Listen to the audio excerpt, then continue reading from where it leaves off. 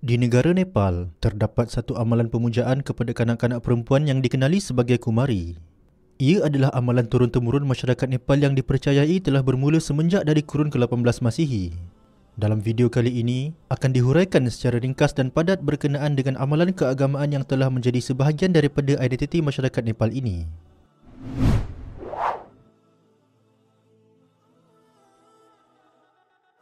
Kumari adalah satu amalan penyembahan dan pemujaan kanak-kanak perempuan yang terdapat di negara Nepal. Amalan keagamaan ini dijalankan di beberapa buah bandar di Nepal seperti Kathmandu, Lalitpur dan Bhaktapur. Ia melibatkan pemilihan seorang kanak-kanak perempuan yang tubuhnya dipercayai dihuni Dewi Taleju, yang dipuja dan disembah oleh kedua-dua penganut Hindu dan Buddha di Nepal. Legenda tentang bagaimana boleh bermulanya amalan keagamaan ini adalah kisah berkenaan dengan seorang raja bernama Jayaprakash Malla yang merupakan raja terakhir bagi dinasti Malla yang pernah memerintah lembah Kathmandu. Menurut legenda tersebut, Raja Jayaprakash Malla pada mulanya dikatakan boleh bertemu secara bersemuka dengan Dewi penjaga keluarga di Raja dinasti Malla, iaitu Dewi Teleju, dengan syarat baginda datang bertemu Dewi tersebut dalam keadaan seorang diri dengan tanpa ditemani oleh sesiapa jua pun. Namun begitu, pada suatu hari, permaisuri kepada Raja Jayaprakash Malla dikatakan telah mengintip pertemuan antara Raja Jayaprakash Malla dengan Dewi Taleju.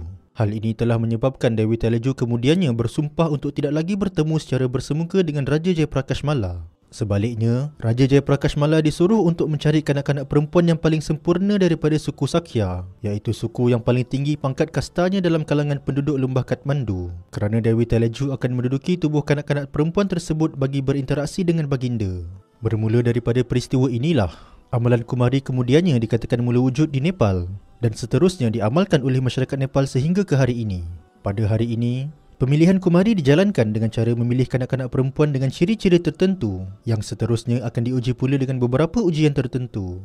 Kanak-kanak yang telah berjaya dipilih sebagai kumari seterusnya akan tinggal di kediaman istimewa kumari yang disebutkan sebagai kumari Ghar.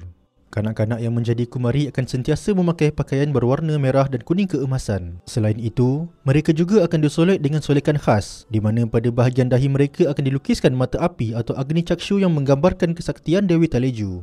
Sepanjang tempoh menjadi kumari juga, mereka tidak akan berjalan di atas tanah. Sebaliknya, mereka akan diusung sama ada dengan cara didukung oleh penjaga mereka atau diusung di atas tandu. Tempoh untuk seorang kanak-kanak menjadi kumari akan berakhir sebaik sahaja kanak-kanak perempuan yang dipilih menjadi kumari tersebut mula didatangi haid. Hal ini kerana bermula daripada detik tersebut, Dewi Teleju dipercayai akan meninggalkan tubuh kanak-kanak perempuan tersebut dan akan menduduki pula tubuh kanak-kanak perempuan lain yang masih belum didatangi haid.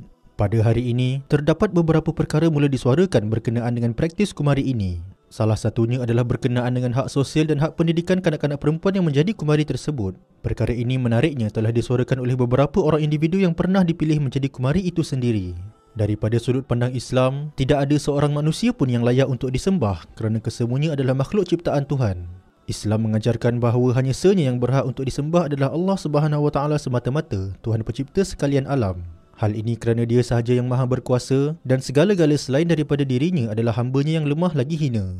Firman Allah dalam Al-Quran, "Dzalikumullahu rabbukum, la ilaha illahu, khaliqu kulli syai'in fa'buduh, wa huwa ala kulli syai'in wakil."